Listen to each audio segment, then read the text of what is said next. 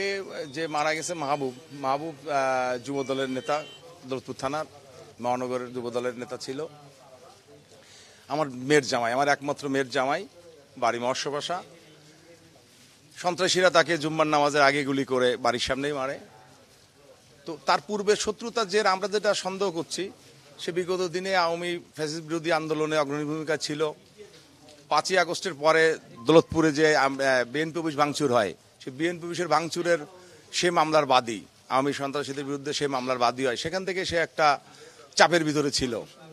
পরবর্তীতে কুয়েট ক্যাম্পাসে ছাত্র শিবির ক্যাম্পাস দখল, ক্যাম্পাসের রাজনীতি, ছাত্রদলের শান্তিপূর্ণ লিফলেট বিতরণের ছাত্রদলের উপর হামলা করে। সেখানে পাশে তার বাসা, সে ছাত্রদলের পাশে দাঁড়ায়। সেখান থেকে কুয়েটে একটা অরাজকতা চলছে, আপনারা জানেন, এখনো ক্যাম্পাস বন্ধ শিবিরের ইসে। সেখান থেকে একটা শত্রুতার তৈরি।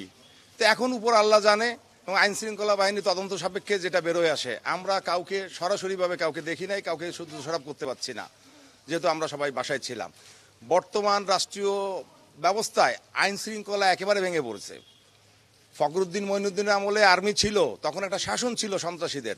বেশ কয়েকদিন আগে আমরা দৌলতপুরে খানদানালী থানায় মাদক সন্ত্রাস বিরোধী আমাদের বকুল সাহেবের নেতৃত্বে একটা মানববন্ধন হয়। কি করছে দেশে এখন আর্মির শাসন। ন্যায় বিচার চাচ্ছি, তদন্ত সাপেক্ষে প্রকৃত দোষীদেরকে দৃষ্টান্তমূলক শাস্তি, সেটা যেই আসুক। আমরা আজ করছি এরকম দুইটা পক্ষের সাথে তার রাজনৈতিক দ্বন্দ্ব। যে দেখেন, আমাদের এই সময়টা কিন্তু আপনার বলার না যে কে কাকে মানে কিভাবে ঘটনা ঘটলো।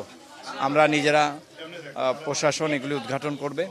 তবে একটা জিনিস, সেটা হচ্ছে যে বলতে পারেন সন্দেহ কিভাবে আসে। আমাদের মাহবুব বাদী ছিল। আমাদের 5ই আগস্ট পরবর্তী যে পার্টি অফিস ভাঙচুর বা নৈরাজ্যের আওয়ামী লীগ আমলের যে দুঃশাসন ছিল, যারা করছে তাদের বিরুদ্ধে যে আমরা কেস করছিলাম, ওইটার বাদী ছিল মাহবুব। আর তারপরে মাহবুব আপনার সমাজের কোথাও যদি কোনো অন্যায় হইতো, ওরে ডাকলে সাথে সাথে সেই জায়গাটা যায় প্রতিবাদ করত। এভাবে বিভিন্ন কারণে হয়তো ওর অনেক শত্রু থাকতে পারে, যেটা আমাদেরও জানা নাই। তো আমরা চাইবো যে এই ঘটনার সুষ্ঠু বিচার হোক। এবং সেই সাথে আরেকটা জিনিস, সেটা হচ্ছে 5ই আগস্টের পরবর্তী বাংলাদেশ 15 বছরের যে জঞ্জাল, আমরা মনে করতেছি যে সেই জঞ্জালেরই বহিঃপ্রকাশ, এবং এটা বন্ধ করতে একটা দীর্ঘ সময়ের প্রয়োজন। আমরা প্রশাসনকে বলবো যে এইগুলা খুব কঠিনভাবে নিয়ন্ত্রণ করতে, কারণ দেশটা তো একটা বাজে জায়গায় চলে গেছে। এর থেকে উত্তরীতি হোক। মাহবুব আমাদের যুব দলের নেতা ছিল, আমরাও দল করতেছি।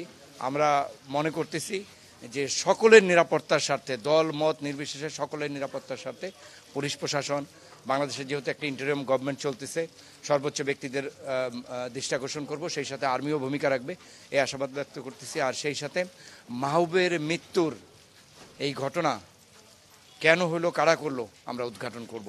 এবং পুলিশ প্রশাসনের সাথে আমরা সহযোগিতা করে উদ্ঘাটন করতে চাই।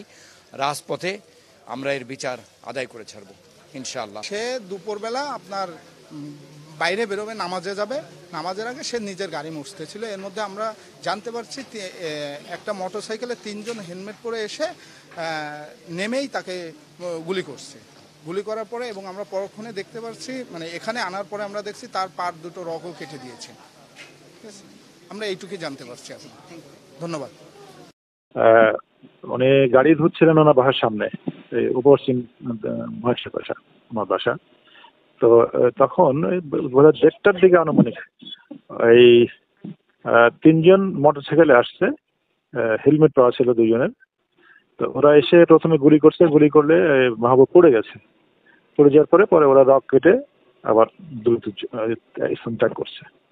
এইটুকু। এর পরবর্তী মানে মোটিভ কি, কেন মারা গেছে, এই সময় এগুলো এখনো উদ্ঘাটিত হয় নাই।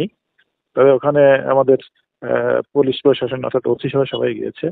এটা চেষ্টা আছে, পরবর্তী আপডেট জানাবো হবে। একটা মাদক মামলা সহ 8টা মামলা দৌলতপুর থানায় রেকর্ড আছে।